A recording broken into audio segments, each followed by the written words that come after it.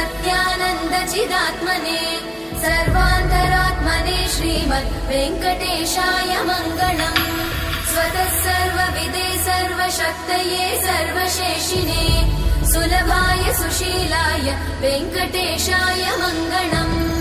परस्मै ब्रह्मणे पूर्णकामाय परमात्मने प्रयुञ्जे परतत्त्वाय वेङ्कटेशाय मङ्गलम्।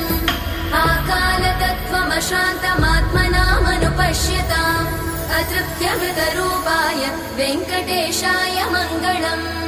प्रायस्वचरणौ पुंसां शरण्यत्वेन पाणिना कृपया दिशते श्रीमद् वेङ्कटेशाय मङ्गलम्। दयामृततरङ्गिण्यास्तरङ्गैरिव शीतलै अपाङ्गैः सिञ्चते विश्वं वेङ्कटेशाय मङ्गलम्।